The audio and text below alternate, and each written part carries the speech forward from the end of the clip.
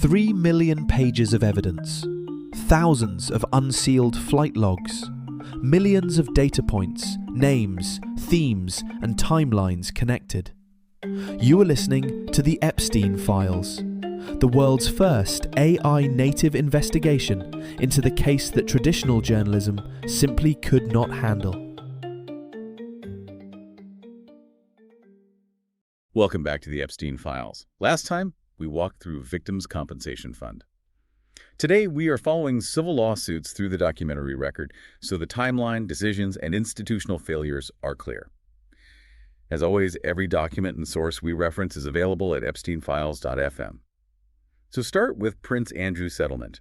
That is where the paper trail becomes specific and testable. It is. It's the forensic anchor for this entire side of the case, the civil side. An anchor? How so? Well, when you look at the settlement, the one involving Prince Andrew, you're not just seeing a dispute being resolved. You're looking at a tactical retreat.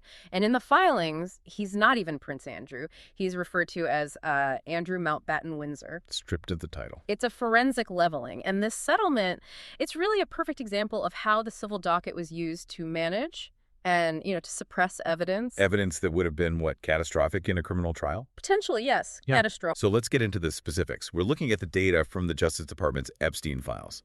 There's a document here, EFTA 0001929. That's the one. This seems to be the critical record. It explicitly links, and I'm quoting, Spacey and Britain's Prince Andrew. But what is the real significance of this document showing up in a DOJ database? The significance is that it moves us out of the realm of, gossip and tabloids. Right. And it puts us directly into the federal record. The phrasing in that document, EFT 00000019249, it's incredibly precise. It notes movement from specific locations. Mm-hmm. It's referencing the travel logs. Okay, the flight logs. The flight logs. And it ties these movements, these specific trips, directly to the resolution of potential felonies through civil settlements. So the document itself creates a bridge. It creates a direct bridge between the alleged criminal behavior and the civil mechanism that was used to make it go away. Let's hold on that phrase for a second. Yeah. Resolution of potential felonies through civil settlements. This sounds like a contradiction. It is. You can't settle a felony with a check. Mm-hmm. In a criminal court, that's bribery. In criminal court, it is. Absolutely. But in this ecosystem, this world of high-stakes litigation, that's exactly what happens. So the document is observing this pattern. It's observing and recording the pattern. The text notes, and this is almost a direct quote, "Too many cases involving potential felonies are resolved through civil settlements that include." And then it goes on to detail the non-disclosure agreements. It's basically saying the institutions know a crime probably happened. They know a crime likely occurred. But a financial transaction has cleared, the settlement has been paid, so the evidence, it goes back in the drawer. It gets sealed. So the settlement acts as a vault. Exactly. It acts as a vault. It locks the evidence away. And how does it do that mechanically? It terminates the discovery phase. That's the key technical concept here. Discovery. In any civil trial, discovery is the period where you can depose witnesses under oath, you can demand flight logs, you can request security footage from the island, you can subpoena emails. It's where you get the raw data. So by settling? By settling, Andrew Mountbatten Windsor didn't just pay a sum of money to an accuser. He bought the termination of that discovery process. He stopped the questions. He stopped the flow of information. He prevented that raw data from becoming a permanent public record. And this wasn't happening in a vacuum. The 2015 release of court documents, the Maxwell Files, seems to be the domino that started this. 2015 is the fulcrum point. It's the moment everything changes. Before 2015, you had the 2008 non-prosecution agreement. Which was a blanket of silence. Total silence. But when those civil documents, specifically from the defamation suits against Maxwell, when those were unsealed, the information asymmetry just broke. The narrative control was lost. Completely. And the settlement with Prince Andrew, it didn't just happen randomly. It was the direct result of a pressure campaign that started with that 2015 unsealing. The lawyers for these high-profile individuals, they realized the documents were going to come out eventually. So it was a preemptive move. It was risk management. You mentioned the naming convention, Andrew Mountbatten Windsor. The database shows 7 documents filed under that name. 7. It's striking. To see a Royal Highness reduced to a hyphenated surname in a federal database. It's a stripping of status, as I said. The American civil court system, it doesn't recognize His Royal Highness as a shield against tort liability. That's a great leveler. It's a forensic leveling. When you see that name in the file metadata, you're watching the transition of a diplomatic figure into a simple litigation target. The files treat him as a respondent, nothing more. So let's run a discrepancy check here. For years, the public narrative was denial. I don't recall. I wasn't there. The famous, I never met her. Yes, that was the public line. But the settlement tells a completely different story. The settlement creates a paradox. Legally, textually, the document will almost always have a clause saying this is not an admission of liability. Standard boilerplate. Lawyers always put that in. But if you look at it from a purely actuarial standpoint or risk management standpoint, the payout is an admission of risk. You do not pay millions and millions of dollars if you have evidence that proves you are innocent. If your evidence is truly exculpatory. Right. If you have a receipt from a Pizza Express in Woking that proves you were somewhere else. You go to court. You go to court and you win. You don't write a check. Precisely. If the evidence proved innocence beyond any doubt, the incentive, especially for a public figure, is to clear your name. So the settlement indicates that whatever documentary record the plaintiffs had, The flight logs, the photos, the testimony from other witnesses, whatever it was sufficient to force a concession. the payout is the price tag. The payout is the market value placed on that evidence not being seen by a jury or by the public. So in a way, the settlement might destroy the path to a criminal conviction, but the fact that it happened preserves a historical truth. It confirms the dispute had merit. It confirms the risk was calculated by his lawyers to be higher than the cost of the payout. That is the forensic fact we can take from this. It also establishes a clear timeline. The public denial stopped working when the documents in the federal database became discoverable. I want to widen the scope now because this strategy, using civil litigation to manage criminal exposure, this wasn't unique to Prince Andrew. No. This appears to be the operating system for the entire Epstein network. That's a good way to put it. It was the OS. So let's look at the defamation suits. We have another document from the DOJ database, EFTA 0000029524. This one's regarding Alan Dershowitz. Ah, yes. This is where the legal maneuvering gets very sophisticated, very counterintuitive. I know so. Normally, you think of a defamation suit as a shield. Someone says something untrue about you, you sue them to protect your reputation. You lied about me, I'm suing. Right.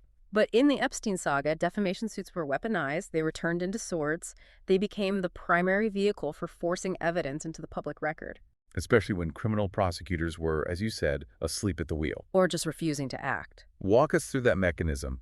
How does suing someone for defamation end up forcing out evidence of sex trafficking? It seems backwards. It's all about the truth defense. In a defamation case, truth is an absolute defense. So think about the sequence in document EFTA 00029524. Okay, step one. Step 1.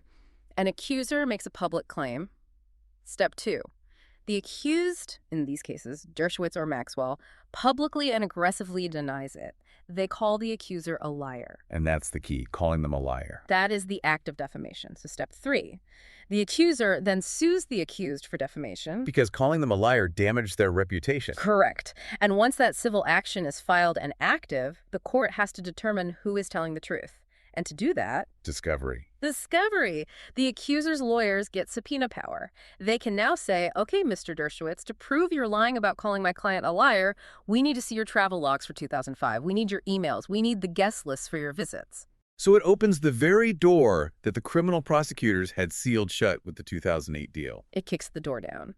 The document you cited, EFTA 0000029524, it specifically references the original civil suit against Maxwell and Epstein.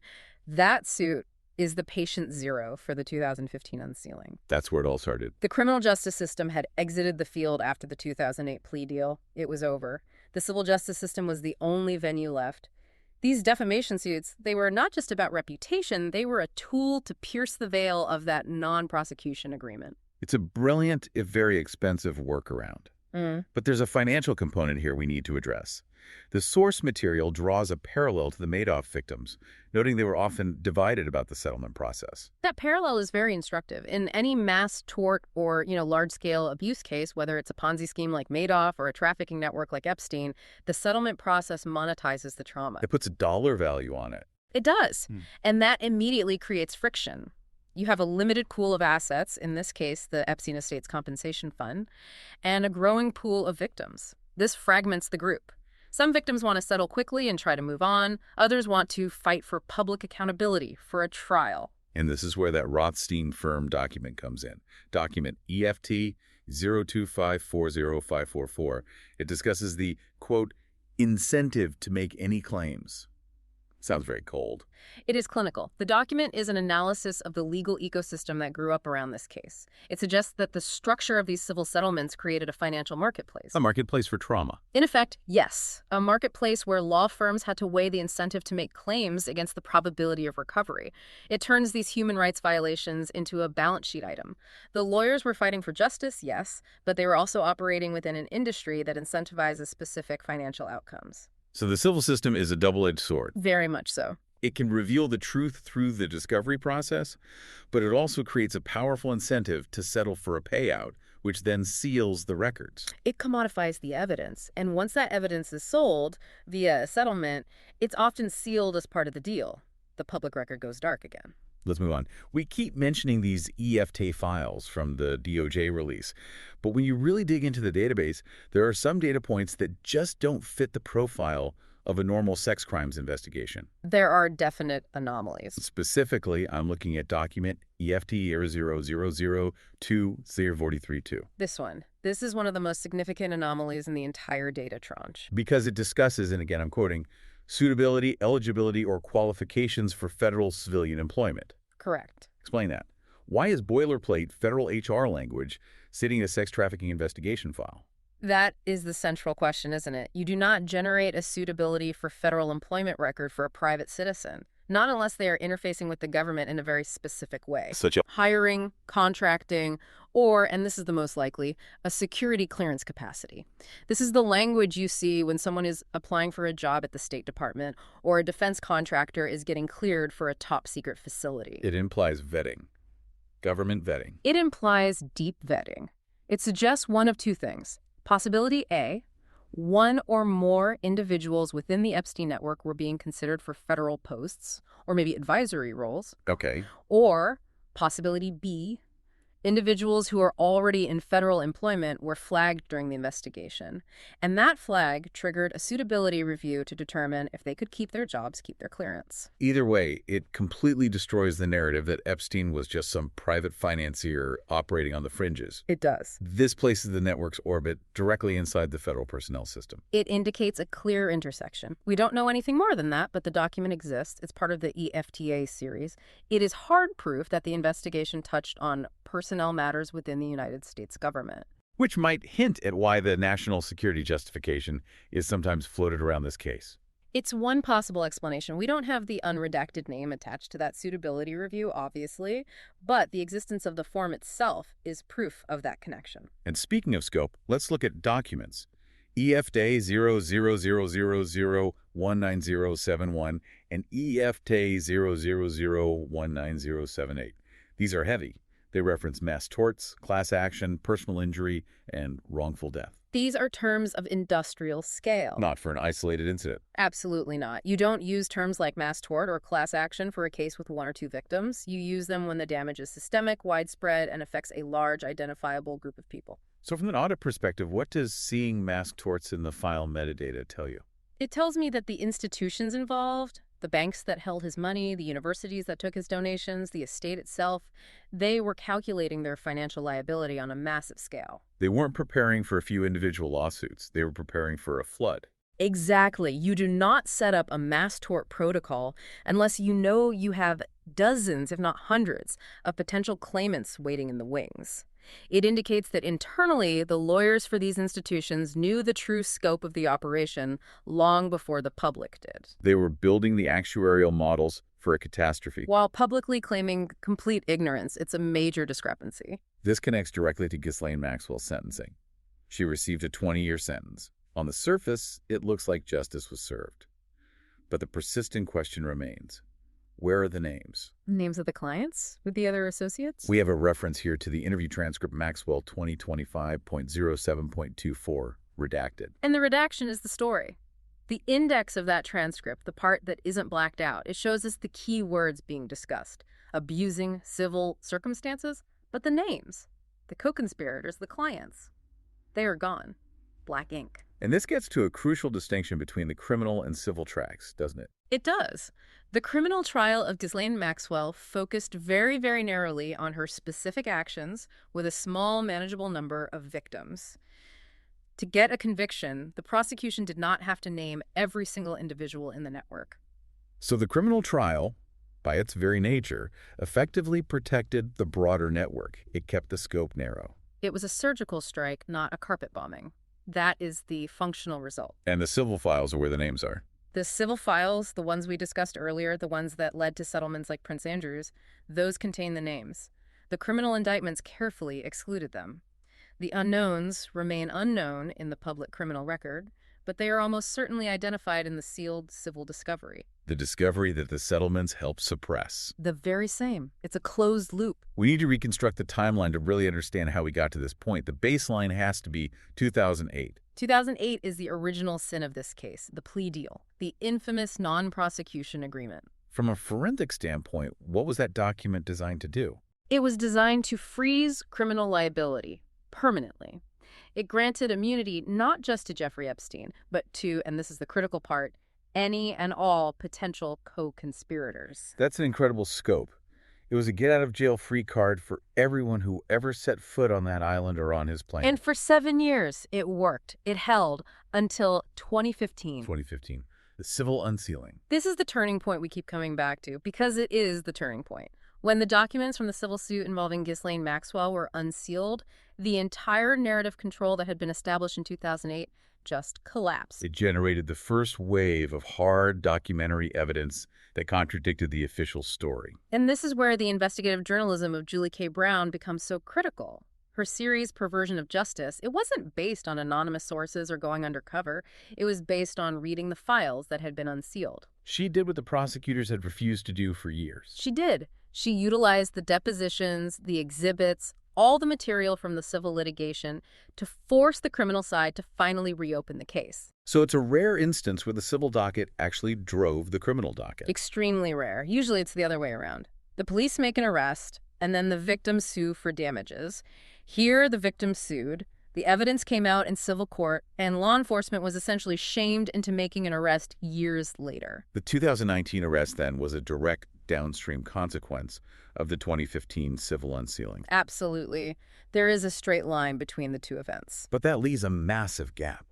From the plea deal in 2008 to the arrest in 2019, that's 11 years. That gap is the real discrepancy. For 11 years, the evidence existed. It was there. It was held in the files of law firms and sealed court archives and the records of the Palm Beach Police Department. And the institutional decision was what? The institutional decision was to keep it buried.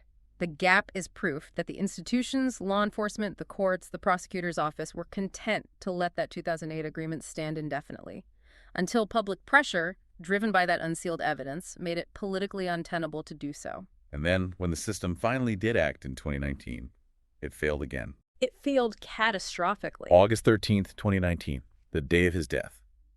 Let's audit the timeline of that morning. The source data is clear. Epstein had not been checked for hours. And you have to understand the context. This wasn't a local jail. This was the Metropolitan Correctional Center in Manhattan, the MCC. It is a high-security federal detention facility designed to hold the most dangerous defendants. That's right. Terrorists, drug lords, major international criminals. So a lapse like that is not supposed to be possible. It's a complete breakdown of core procedure, and the personnel audit that was done afterward is even more damning. It notes that one of the 2 guards on duty in that unit Was not even part of the correctional force. He was just filling in. a substitute. A substitute pulled from another part of the prison. That is an administrative decision. That is not an accident. That is a choice made by management. A decision was made to understaff the Special Housing Unit, the SHU. A decision was made to use personnel who were not regular, trained correctional officers for that specific high-risk post. So when you remove the regular checks and you replace the specialized staff with fill-ins, You create a window of opportunity, a procedural vacuum. people focus on the cameras supposedly malfunctioning, but the root cause was a staffing failure. It was a failure of procedure rooted in a staffing decision. Now, whether that failure was deliberately induced or just gross negligence is the subject of endless debate. But The mechanism itself was bureaucratic. They put the wrong people in the wrong place at the wrong time. And the result of that failure? The result is that Epstein's death precluded the victims from ever having their day in court. In criminal court, that is. It shifted the entire burden of justice back to the civil venues. Again. Permanently. With Epstein dead, the criminal case against him was dismissed. You cannot prosecute a dead man. So the only avenue left for the victims was to file claims against his estate. Which brings us full circle back to the settlements. Back to the very settlement processes, like the Prince Andrew negotiation, that are designed to suppress evidence. His death was the final act that sealed the record. It ensured a full criminal trial with all of its public disclosures would never happen. But it wasn't just the correctional system that failed. We have to look at the academic failure here. The documentation on the MIT Media Lab it's stark. The headline is, MIT Media Lab founder, taking Jeffrey Epstein's money was justified. The timing is what's critical here. This wasn't in the 90s. No. The acceptance of these funds and the efforts to conceal their origin occurred after the 2008 conviction in Florida. After he was a publicly registered sex offender. After the mugshot was everywhere. Yes. This wasn't an oversight. It was a calculated financial decision. The institution, one of the most prestigious in the world, weighed the reputational risk of taking money from a convicted sex offender against the value of that capital. And they decided the money was worth it. They decided the money was worth it. This confirms that the network remained financially active and, socially integrated with elite institutions long after the criminal label was officially applied. It was policy, not a mistake. Let's move to the unresolved gaps. Yeah. We're going back to the DOJ database and the entity extraction. The name index. We need to be careful and precise here, but the data is the data. The name index is just data, but it is, as you said, loud data. Okay. Bill Clinton. Appearing in 7 documents. Donald Trump. Appearing in 6 documents. Andrew Mountbatten Windsor. 7 documents. Now, to be absolutely clear, appearing in these documents is not the same thing as an indictment. It does not mean they were charged with a crime. Correct, and that is the gap. That is the core unresolved issue. Despite these names appearing repeatedly in the DOJ's own internal database across datasets 1 through 8 and 12, there are no corresponding indictment records for these specific individuals in relation to the trafficking network. So the documents place them in the orbit. The travel logs place them on the planes, the civil suits mention them by name, but the criminal docket is empty. We also have a reference regarding Elon Musk, noting allegations of his ties. Here we must be very precise. We do not have the same density of documentation for Musk in the released DOJ files as we do for, say, Clinton or Prince Andrew. Okay. The source material notes the public allegations and the discourse surrounding him and Epstein, but from a forensic auditor's perspective, the paper trail is thinner. His name exists in the conversation, but we haven't seen a specific EFTA file link that places him on a flight log in the same definitive way. Not yet. What about the international angle? There's a mention of an Ari Ben-Menashe. This is a strange but documented intersection, Ari Ben-Menashe and the lobbying firm Dickens and Madsen. The source material indicates a connection to the Epstein network. And this raises the question of intelligence. International intelligence. Ben-Menashe is a former Israeli intelligence operative. If the network had intersections with international lobbying firms or even intelligence agencies, that would provide one possible explanation for the high level of protection it seemed to enjoy for so many years. It would explain why it took 11 years to arrest him after the first deal. It's one theory. Intelligence assets are often protected from domestic law enforcement as a matter of course. Again, the paper trail here is thin, but it exists. It is a significant unresolved gap. And finally, the Black Book. The contact list. We know it exists. The DOJ has it. The Black Book is essentially a contact database, a Rolodex of the rich and powerful. The DOJ possesses it. The names in it are known to them. So what's the gap? The gap is the lack of prosecution based on it, the failure to, at the very least, interview or formally investigate the individuals listed in that book who were the potential consumers of the trafficking network. That is arguably the largest unresolved gap in this entire case. The investigation focused almost exclusively on the suppliers, Epstein and Maxwell. But largely ignored the demand side of the equation. The demand side was left almost entirely untouched. So let's synthesize all of this. Where does that leave us? We have a civil docket that succeeded where the criminal docket stalled. That is the primary takeaway. The civil lawsuits, the defamation cases, the personal injury claims like the one against Prince Andrew were the only mechanisms that successfully extracted both truth and compensation. But there's a paradox. A huge one. Those same mechanisms, the settlements, also served their primary purpose, which was to terminate the discovery process and seal the evidence away from public view. So they provided compensation, but they bought silence. Exactly. And the EFTA files from the DOJ confirmed that the government holds significantly more data than has ever been contextualized in a courtroom. The references to federal civilian employment and mass torts. They indicate a scope that goes far, far beyond a single bad actor and his accomplice. It points to a systemic institutional problem. And the suicide in 2019. A documented breakdown in correctional procedure. A failure of staffing. The institutional decision to pin a fill-in guard on that unit was the specific failure that permanently shifted the burden of proof back to civil litigation. It ensured the full criminal trial would never happen. The documents tell us a lot, but the unknowns remain. The civil files have the names. The criminal files have the redactions. And until those civil files are fully unsealed, without settlements stopping the process midstream, the full map of the network, especially the client list, remains obscured. We're essentially reading a book with half the pages glued together. But at least now, thanks to the database, we know which pages are missing. Next time, USVI versus JP Morgan.